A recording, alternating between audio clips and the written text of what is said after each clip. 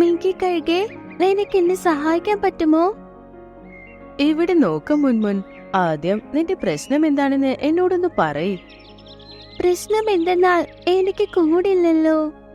ഇപ്പോ എനിക്ക് മുട്ടയിടേണ്ട സമയമായി. അതിന് എനിക്കൊരു കൂടി വേണം. മുൻമുൻ കുരുവി ഒരു മടിച്ചിയായ കുരുവിയാണ്. ആ കാട്ടിലുള്ള എല്ലാ പറവകൾ മൃഗങ്ങൾക്കും ആ കുരുവിയെ കുറിച്ച് നന്നായി അറിയാം. അത് കുറച്ച് നാളുകൾക്ക് മുന്നേ ഗർഭിണിയായി. ഇപ്പോ അത് മുട്ട പ്രസവിക്കേണ്ട സമയം. എനിക്ക് തോന്നുന്നു ഞാൻ എപ്പോ വേണമെങ്കിലും മുട്ടയിടാമെന്ന്. പക്ഷെ എനിക്ക് കൂടില്ലല്ലോ. ഞാനിപ്പോ എന്ത് ചെയ്യും? അങ്ങനെ പറഞ്ഞത് വേഗത്തിൽ പറഞ്ഞ് ബുൾബുളിന്റെ അടുത്തേക്ക് ചെന്നു. ബുൾബുൾ ചേച്ചി, സുഖാണോ? സുഖാണ് മുൻമുൻ, നിനക്ക് സുഖാണോ? എനിക്ക് സുഖാണ്. പക്ഷേ ഞാൻ എപ്പോ വേണമെങ്കിലും മുട്ടയിടാം. പക്ഷെ എനിക്ക് കൂടൊന്നുമില്ല. നിങ്ങളുടെ കൂട്ടിൽ കുറേ സ്ഥലമില്ലേ? നിങ്ങൾക്ക് പ്രശ്നമില്ലെങ്കിൽ നിങ്ങളുടെ കൂട്ടിൽ ഞാൻ മുട്ട വെച്ചോട്ടെ. അപ്പൊ ബുൾബുൾ ഇങ്ങനെ പറഞ്ഞു, ഇത്തവണ കൂടെ എനിക്ക് തരാൻ കഴിയില്ല. എന്തെന്നാൽ എനിക്ക് മുട്ട വെക്കണം. നിനക്ക് മുട്ട വെക്കാൻ ഞാൻ ഈ കൂടി തന്നാൽ പിന്നെ എനിക്ക് മുട്ടയിടാൻ ഞാൻ നിന്നെ പോലെ തന്നെ അന്വേഷിക്കേണ്ടി വരും. അത് കേട്ടത് മുൻമുൻ കുരുവിക്ക് ഒരുപാട് സങ്കടമായി. അത് അവിടെ നിന്ന് പോയി. അങ്ങനെ കുറച്ചു നേരം പറഞ്ഞതിന് ശേഷം അത് ടീനു പറവയ്ക്കെടുത്തു വന്നു. അതിനോട് പറഞ്ഞു, ടീനു പ്രവി, ഞാൻ ഒരുപാട് പ്രശ്നത്തിലാണ്.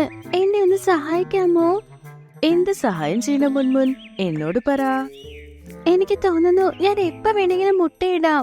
പക്ഷെ എനിക്ക് കൂടില്ല. നിങ്ങളുടെ കൂടെ എല്ലാവരെക്കാളും വലിയ കൂടല്ലേ? അതുകൊണ്ട് നിങ്ങളുടെ കൂട്ടിൽ ഞാൻ മുട്ടയിട്ടോട്ടെ.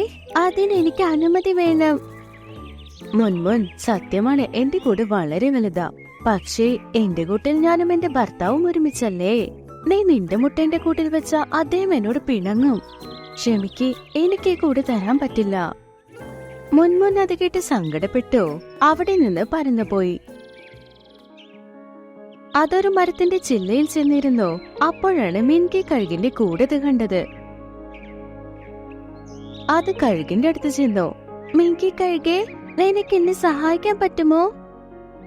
ഇവിടെ നോക്ക മുൻമുൻ, ആദ്യം നിന്റെ പ്രശ്നം എന്താണെന്ന് എന്നോടൊന്ന് പറയ്. പ്രശ്നം എന്തെന്നാൽ എനിക്ക് കൂടില്ലല്ലോ.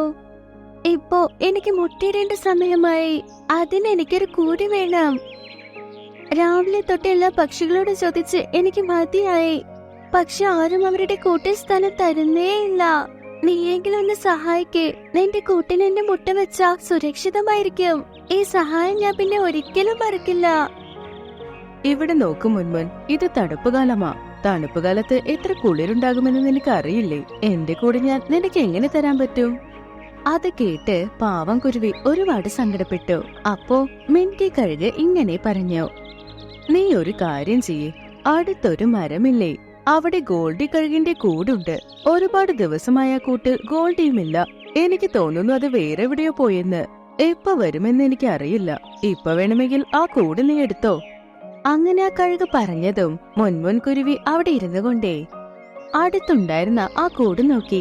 ആ കൂട് കാണാൻ തന്നെ വളരെ വലുതായിരുന്നു. ഇപ്പൊ അതിന് സന്തോഷമായി. ശരി, ആ കൂട്ടിൽ തന്നെ ഞാൻ മുട്ടയിടാം. അങ്ങനെ പറഞ്ഞ മുൻമുൻ കുരുവി അവിടെ നിന്ന് പറന്ന് ആ കൂടിനടുത്ത് ചെന്നു. അത് കണ്ട് മിങ്കി കഴുകും സന്തോഷിച്ചു. മുൻമുൻ കുരുവി ആ കൂട്ടിൽ വീണ്ടും കുറച്ച് പുല്ല് കൊണ്ടുവന്ന് ഇട്ടു. അതിനുശേഷം അത് അവിടെ ഇരുന്ന് മുട്ട ഇപ്പൊ വരുമെന്ന് കാത്തിരുന്നു. കുറച്ചു നേരം കഴിഞ്ഞ് അത് 2 മുട്ടയിട്ടു. അത് കണ്ട് മുൻമുൻ ഒരുപാട് സന്തോഷിച്ചു. എന്റെ ഉമ്മന്റെ മക്കളെ, നിങ്ങളെ നോക്കാൻ ഞാൻ എന്റെ ജീവൻ വിടുമെങ്കിലും നൽകും. അങ്ങനെ പറഞ്ഞ മുൻമുൻ ആ മുട്ടയുടെ മുകളിൽ കയറിയിരുന്നു. ആ മുട്ടയെ ഓരോ നിമിഷവും സംരക്ഷിച്ചുകൊണ്ടേയിരുന്നു. മിൻകി കഴുകും ഇടയ്ക്കിടയ്ക്ക് വന്ന് സുഖവിവരങ്ങളും അന്വേഷിച്ചു പോയി. അങ്ങനെ ഒരു ദിവസം കഴിഞ്ഞു. മുൻമുന്നിനിപ്പോ ദാഹിക്കാനായി തുടങ്ങി. അപ്പത് കണ്ടു മിൻകി കഴുകും അതിന്റെ കൂട്ടിലില്ല. ഇപ്പൊ ഞാൻ വെള്ളം കുടിച്ചില്ലെങ്കിൽ പെട്ടെന്ന് തന്നെ എന്റെ ജീവൻ നഷ്ടപ്പെടും. ഞാൻ വെള്ളം കുടിച്ചിട്ട് വരാം. അങ്ങനെ വിചാരിച്ചത് കൂട്ടിൽ നിന്ന് പറന്നു. അതിനുശേഷം അടുത്തുള്ള കുളത്തിൽ ചെന്ന് ദാഹം തീരുന്നവരെ അത് വെള്ളം കുടിച്ചു. അത് കഴിഞ്ഞത് വേഗം പറന്ന് തന്റെ കൂട്ടിലേക്ക് വന്നു. പക്ഷെ അത് ദൂരെ നിന്ന് കണ്ടു. അതിന്റെ കൂട്ടിൽ ആ ഗോൾഡി കഴുകൻ നിൽക്കുന്നത്. കുരുവിക്ക് ജീവൻ പോയ പോലെ തോന്നി. ഗോൾഡി ഗോൾഡി, എന്റെ മുട്ടയൊന്ന് ചെയ്യല്ലേ. നിന്റെ മുട്ടയോ? നിന്റെ മുട്ടയെന്ന് വെച്ചാൽ? നിങ്ങൾ ഇവിടെ ഇല്ലാത്തപ്പോ നിങ്ങളുടെ കൂട്ടിലാണ് ഞാൻ മുട്ടയിട്ടത്. അല്ല, ഇതെന്റെ മുട്ടയാണ്. ഇതെന്റെ കൂടല്ലേ? അപ്പൊ ഇത് എന്റെ മുട്ട തന്നെയല്ലേ? അത് കേട്ടത് മുൻമുൻ ഒരുപാട് സങ്കടപ്പെട്ടു. ഇല്ല ഇല്ല, ഇത് എന്റെ മുട്ടയാ. ഗോൾഡി, ഇത് എന്റെ മുട്ടയാ. നീ ഒന്ന് ചെയ്യല്ലേ. മുൻമുൻ അങ്ങനെ ബഹളം വെക്കുന്നത് കണ്ട് മറ്റുള്ള പറവകളും അവിടേക്ക് വന്നു. അവർക്കൊന്നും മനസ്സിലായില്ല. എന്ത് പറ്റി മുൻമുൻ? എന്തിനാ ബഹളം വെക്കുന്നത്? ഇന്നലെ ഞാൻ നിങ്ങളോടൊക്കെ സഹായം ചോദിച്ചു വന്നില്ലേ? പക്ഷെ നിങ്ങളാരും എന്നെ സഹായിച്ചില്ല. വേറെ വഴിയില്ലാതെ ഞാൻ ഈ കഴുകിന്റെ കൂട്ടിലാ മുട്ട വെച്ചത്. പക്ഷെ ഇത് തിരിച്ചു വന്ന ഈ മുട്ട അതിന്റേതാണെന്ന് പറയുന്നു. അതങ്ങനെയൊന്നുമല്ല. ഞാനിവിടുന്ന് പോയപ്പോ ഈ കാണുന്ന മുട്ടകൾ ഞാൻ കൂട്ടിൽ ഉപേക്ഷിച്ചു. ഇതെന്റെ മുട്ടയാണ്. ഇത് കേട്ട എല്ലാ പറവകൾക്കും മനസ്സിലായി കഴുക് പറയുന്നത് നുണയാണെന്ന്. പക്ഷെ കഴുകിനെതിരെ ആർക്ക് സംസാരിക്കാൻ കഴിയും? നീ ചെയ്തത് ഒട്ടും ശരിയല്ല മുൻമുൻ കുരുവി. നീ നിന്റെ മടിയൊക്കെ ഉപേക്ഷിച്ച് കൂടെ പണിതരുന്നാൽ എന്നാ കൂട്ടിൽ തന്നെ നിനക്ക് നിന്റെ മുട്ട വെക്കായിരുന്നു. നിങ്ങൾ പറയുന്നത് സത്യ. ഒരമ്മയായി ഞാൻ മടി കാണിക്കാൻ പാടില്ലായിരുന്നു. ഇന്നെന്റെ കൺമുന്നിൽ തന്നെ ഞാൻ എന്റെ മുട്ടകൾ നഷ്ടപ്പെടുത്താൻ പോകുന്നു. മുൻമുൻ ഒരുപാടിരുന്ന് കരയാനായി തുടങ്ങി. പക്ഷെ ഗോൾഡിക്ക് അത് മനസ്സിലാക്കാനേ കഴിഞ്ഞില്ല. അപ്പോഴാണ് മിൽക്കി കഴുക് അവിടേക്ക് വന്നത്. എല്ലാ പറവകളും അവിടെ ഇരിക്കുന്നത് കണ്ട്, ഗോൾഡി മുൻമുനിന്റെ മുട്ടയ്ക്ക് അടുത്തിരിക്കുന്നത് കണ്ട് മിൽക്കി പറഞ്ഞു, മുൻമുൻ, നീ എന്തിനാ കരയുന്നേ? ഓ, നിന്റെ മുട്ടയ്ക്കടുത്ത്. ഈ കൂട് എന്റേതാണ്. അതിനുള്ളിൽ കിടക്കുന്ന മുട്ടകളും എന്റേതാണ്. മനസ്സിലായില്ലേ? ഈ കൂട് നിന്റേതായിരിക്കാം, പക്ഷേ ഈ കൂട്ടിൽ താമസിച്ച് അതിൽ മുട്ടയിടാൻ പറഞ്ഞത് ഞാനാ. എന്റെ കൺമുന്നിലാ അവൾ മുട്ടയിട്ടതും. വിഡ്ഢിത്തം പറയരുത്. അത് നിനക്ക് നല്ലതല്ല. അതെയോ? നിന്റെ പണി എന്റെ അടുത്ത് നടക്കില്ല. എന്റെ ചേട്ടൻ നിന്നേക്കാളും ബലശാലിയാ, അറിയാമല്ലോ. മുൻമുന്നേ നീ ശല്യപ്പെടുത്തി തുടങ്ങിയാൽ അതിനുള്ളതൊക്കെ നീ അനുഭവിക്കേണ്ടി വരും. അത് കേട്ടതും ഗോൾഡി ഒരു നിമിഷം പേടിച്ചു പോയി. അത് പറഞ്ഞോ, ഞാൻ വീണ്ടും സഞ്ജയ് വനത്തിലേക്ക് പോവുകയാണ്. ഇതിനകത്തുള്ള മുട്ടകൾ വിരിയുമ്പോൾ നിങ്ങൾ എന്നെ വന്ന് വിളിച്ചാൽ മതി. അങ്ങനെ പറഞ്ഞ് ഗോൾഡി അവിടെ നിന്ന് പറന്നുപോയി. അപ്പം മുൻമുൻ ഒരുപാട് സ്നേഹത്തോടെ അതിന്റെ മുട്ടയ്ക്കടുത്തേക്ക് വന്ന് നിന്നു. അതിനുശേഷം എല്ലാ പറവകളോട് പറഞ്ഞു മുട്ടയ്ക്കുള്ളിൽ നിന്ന് കുട്ടികൾ വന്നതിന് ശേഷം മടിയൊന്നും കാണിക്കാതെ വേഗം തന്നെ ഒരു കൂടെ പണിയാമെന്ന്. നിങ്ങൾ പറഞ്ഞത് ശരിയാ. ഇപ്പോൾ ഈ മരത്തിന്റെ ശിഖരം ഒടിച്ച് അതിൽ നിന്നും വരുന്ന കറ നമ്മളുടെ കണ്ണിലൊഴിക്കാം. അങ്ങനെ ചെയ്യുമ്പോൾ നമ്മുടെ കണ്ണ് എത്ര ഷാർപ്പായി മാറുമെന്നാൽ ആ സിംഹവും ചെന്നായും എത്ര ദൂരെ നിന്ന് വന്നാലും നമുക്ക് കാണാൻ പറ്റും. ഒരു കാട്ടിൽ ഷേരു എന്നൊരു സിംഹമുണ്ടായിരുന്നു. തനിക്ക് വേട്ട കിട്ടാനായി ഷേരു ഒരു ചെന്നായെ ജോലിക്കാരിയായി വച്ചിരുന്നു. അത് മറ്റു മൃഗങ്ങളെ എപ്പോഴും നിരീക്ഷിക്കും. ഏതെങ്കിലും ഒരു മൃഗത്തെ തനിച്ചു കണ്ടാൽ അത് സിംഹത്തിനോട് ചെന്ന് പറയും. അപ്പോൾ ആ സിംഹവും തക്കം നോക്കി ആ മൃഗത്തെ വേട്ടയാടും. സിംഹം തിന്നതിനു ശേഷം ബാക്കി വരുന്നത് ആ ചെന്നായയ്ക്കും കൊടുക്കും. ഒരു ദിവസം ആന, കുരങ്ങ്, കരടി, മാൻ എല്ലാവരും കൂട്ടം കൂടി ഈ പ്രശ്നത്തെക്കുറിച്ച് സംസാരിച്ചു. കുരങ്ങ് മരത്തിനു മുകളിലിരുന്ന് ചെന്നായെ നിരീക്ഷിച്ചുകൊണ്ടിരുന്നു. എപ്പോൾ മുതൽ ആ ചെന്നായ സിംഹത്തിന്റെ കൂടെയായോ? അപ്പോൾ മുതൽ ജീവിക്കാൻ തന്നെ പാടായി. ആ ചെന്നായ പതിയെ വരും. തനിച്ച് ആരെങ്കിലും നിൽപ്പുണ്ടെങ്കിൽ അത് നേരെ പോയി ആ സിംഹത്തിനോടും പറയും. ഇങ്ങനെ തന്നെ മുൻപോട്ട് പോയാൽ പതിയെ ഓരോരുത്തരെയുമായി ആ സിംഹം എല്ലാവരെയും കൊല്ലും. ഇതിനുവേണ്ടി നമ്മൾ എന്തു ചെയ്യണമെന്നാൽ അവരെ രണ്ടുപേരെയും നമ്മൾ എങ്ങനെയെങ്കിലും വേർപിരിക്കണം. എനിക്ക് ഒരു ഐഡിയ പോലും തോന്നുന്നില്ല. ഒരുപക്ഷെ മോട്ടു മാൻ ഇവിടെ ഉണ്ടായിരുന്നെങ്കിൽ അവൻ ഉറപ്പായും ഒരു ഐഡിയ പറയുമായിരുന്നു. നീ പറഞ്ഞത് ശരിയാ. ഒരുപക്ഷെ ഈ കാട്ടിൽ ഈ മരമില്ലായിരുന്നെങ്കിൽ മോട്ടു നമ്മുടെ കൂടെ തന്നെ കാണുമായിരുന്നു. കരടി അടുത്തുള്ള മരത്തിനു നേരെ കൈ കാണിച്ച് പറഞ്ഞുകൊണ്ടേയിരുന്നു. ഈ മരമില്ലായിരുന്നെങ്കിൽ മോട്ടു ജീവനോടെ ഉണ്ടായിരിക്കുമെന്ന് നീ പറഞ്ഞില്ലേ? നീ എന്താ പറഞ്ഞു വരുന്നത്? മോട്ടു ഈ സ്ഥലത്തിലേക്ക് വരികയായിരുന്നു. അന്ന് നല്ല വെയിലുമുണ്ടായിരുന്നു. അതുകൊണ്ട് അവൻ ഈ മരത്തിന് താഴെ ഇരുന്ന് വിശ്രമിച്ചുകൊണ്ടേയിരുന്നു. അപ്പോൾ ഈ മരത്തിൽ നിന്നും എന്തോ ഒരു കറ താഴെ വീണു. അത് അവന്റെ കണ്ണിലും വീണു. ഇത് കേട്ടതും എല്ലാ മൃഗങ്ങളും ആ മരത്തിന്റെ ചില്ലയിലേക്ക് നോക്കി.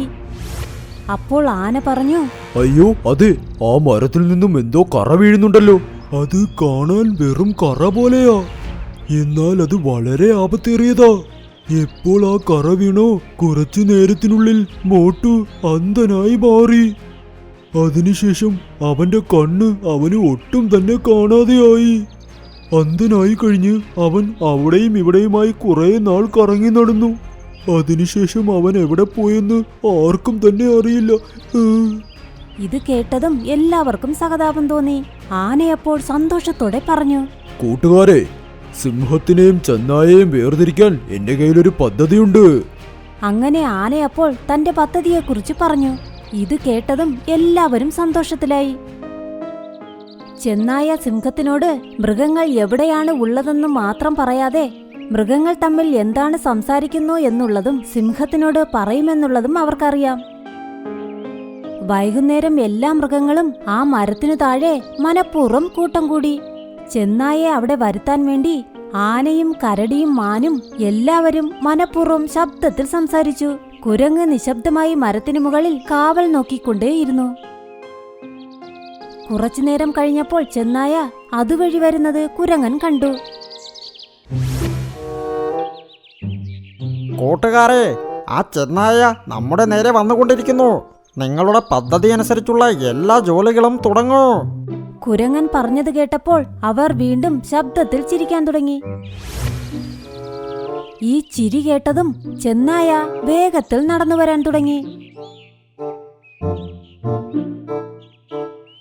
അങ്ങനെ കുറ്റിക്കാട്ടിൽ ഒളിച്ചിരുന്ന് അവർ പറയുന്നത് കേട്ടുകൊണ്ടേയിരുന്നു. കൂട്ടുകാരെ, ഇനി ആ സിംഹത്തിന്റെ അടുത്തും ചെന്നായുടെ അടുത്തും നമ്മൾ അകപ്പെടുകയേയില്ല. കാരണം നമ്മുടെ കയ്യിൽ മാന്ത്രിക മരത്തിന്റെ ചില ശിഖരങ്ങളുണ്ട്. നിങ്ങൾ പറഞ്ഞത് ശരിയാ. ഇപ്പോൾ ഈ മരത്തിന്റെ ശിഖരം ഒടിച്ച് അതിൽ നിന്നും വരുന്ന കറ നമ്മളുടെ കണ്ണിലൊഴിക്കാം. അങ്ങനെ ചെയ്യുമ്പോൾ നമ്മുടെ കണ്ണ് എത്ര ഷാർപ്പായി മാറുമെന്നാൽ ആ സിംഹവും ചെന്നായയും എത്ര ദൂരെ നിന്ന് വന്നാലും നമുക്ക് കാണാൻ പറ്റും. ഇത് കേട്ടതും ചെന്നായ സന്തോഷത്തോടെ പറഞ്ഞു, ഇവരുടെ ഈ പദ്ധതി ഇവരെ ഒരിക്കലും രക്ഷിക്കാൻ പോകുന്നില്ല. ഇങ്ങനെ പറഞ്ഞ് ചെന്നായ അവിടെ നിന്നും ഓടി. അത് നേരെ സിംഹത്തിന്റെ അടുത്തേക്ക് പോയി. ചെന്നായ പോയതും കുരങ്ങൻ മരത്തിലിരുന്ന് പറഞ്ഞു, കൂട്ടുകാരെ, നമ്മളുടെ പ്ലാൻ ഇപ്പോൾ സക്സസ് ആകാൻ പോകുന്നു. ആ ചെന്നായ സിംഹത്തിനോട് നമ്മൾ പറഞ്ഞ കാര്യങ്ങൾ പറയാൻ പോകുന്നു. ഇത് കേട്ടപ്പോൾ മൃഗങ്ങളെല്ലാം സന്തോഷിച്ചു. എന്നിട്ട് അടുത്തുള്ള കുറ്റിക്കാട്ടിൽ കയറി ഒളിച്ചിരുന്നു. കുറച്ചു കഴിഞ്ഞപ്പോൾ ചെന്നായ സിംഹത്തിന്റെ കൂടെ വന്നു. ആന അവരെ കണ്ടപ്പോൾ നിശബ്ദമായി നിന്നു. എന്നോട് പറ, നിങ്ങൾ എല്ലാവരും ഏത് മരത്തിന്റെ കറയെക്കുറിച്ചാണ് പറയുന്നത്? ആ കറ ഒഴിച്ചാൽ ദൂരെയുള്ള വസ്തുക്കളും നമുക്ക് കാണാൻ പറ്റുമല്ലേ? മരത്തിന്റെ ശിഖരങ്ങളും കറയുമോ? നിങ്ങൾ എന്തൊക്കെയായി പറയുന്നത്? നീ ഒരുപാട് ബുദ്ധിശാലിയാണെന്ന് വിചാരിക്കണ്ട. നീ മരത്തിനെ കുറിച്ച് പറയുന്നതെല്ലാം ഞാൻ എന്റെ ചെവി കൊണ്ട് കേട്ടതാ. ഇത് കേട്ട് ആന ഇങ്ങനെ പറഞ്ഞു, നിങ്ങളത് കേട്ടോ? ശരി, ഞാൻ പറയാം. ഇതാ ഈ കാണുന്ന മരമില്ലേ, ഈ മരത്തിൽ നിന്നും ഒരു കറ വരും. ആ കറ കണ്ണിലൊഴിച്ചാൽ നമ്മുടെ കാഴ്ചശക്തി കൊണ്ട് ദൂരെയുള്ളത് വരെ കാണാം. ഇപ്പോൾ വരെ ആ കറ ആരൊക്കെ കണ്ണിലൊഴിച്ചോ അവരെല്ലാവരും താങ്കൾ ദൂരെ നിന്ന് വരുന്നത് കാണുമ്പോൾ തന്നെ ഓടും. എന്നാൽ ഞാൻ മാത്രം അത് ഒഴിച്ചില്ല. ഇനി മുതൽ നിങ്ങളുടെ ഈ ശ്രമം ഫലിക്കുകയില്ല.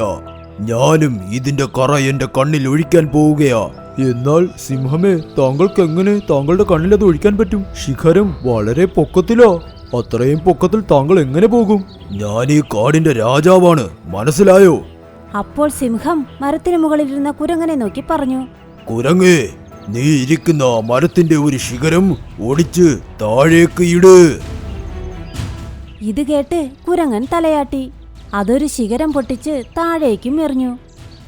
ആനേ, ഇപ്പോൾ ഈ കറ എങ്ങനെ ഒഴിക്കണമോ അതെന്റെ കണ്ണിലേക്ക് ഒഴിക്ക്. ശരി, രണ്ട് കണ്ണുകളും തുറക്കൂ. ഞാൻ ഈ ശിഖരം നന്നായി പിഴിഞ്ഞ് അതിലുള്ള കറ ഒഴിക്കാം. ഇത് കേട്ട് സിംഹം പറഞ്ഞു, വേഗം ചെയ്യ്. സിംഹം പറയുന്നത് കേട്ട് ആന കുരങ്ങനെ നോക്കി ചിരിച്ചു. എന്നിട്ട് താഴെ കിടക്കുന്ന ആ ശിഖരം തന്റെ തുമ്പിക്കൈ കൊണ്ട് പൊക്കി. അതിൽ ഒരുപാട് ഇലകൾ ഉണ്ടായിരുന്നു. ആന ആ ഇലകളെ തന്റെ തുമ്പിക്കൈ കൊണ്ട് സിംഹത്തിന്റെ മുകളിൽ വെച്ച് എങ്ങനെ പിഴിഞ്ഞെന്നാൽ ഒരു വലിയ തുള്ളി ആ സിംഹത്തിന്റെ കണ്ണിൽ പോയി വീണു. എന്നിട്ട് ഒട്ടും വൈകിക്കാതെ സിംഹത്തിന്റെ മറ്റൊരു കണ്ണിലും ഒരു വലിയ തുള്ളി ഇട്ടു. മഹാരാജാവേ, താങ്കൾക്ക് എങ്ങനെ തോന്നുന്നു?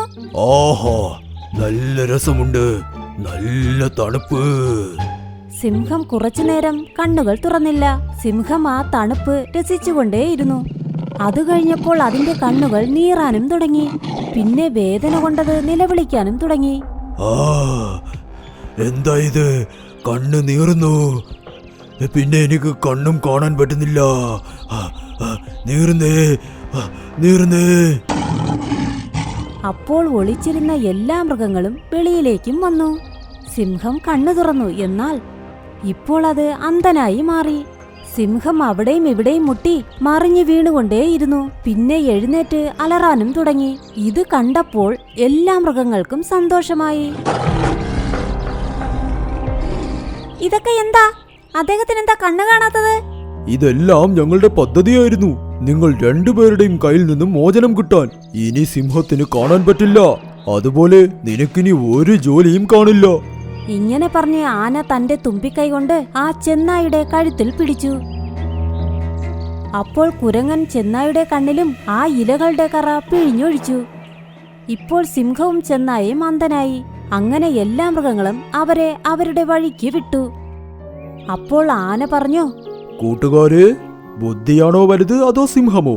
ഇത് കേട്ട് എല്ലാ മൃഗങ്ങളും ശബ്ദത്തിൽ ചിരിച്ചു. അങ്ങനെ സന്തോഷത്തിൽ ആഘോഷിച്ചു.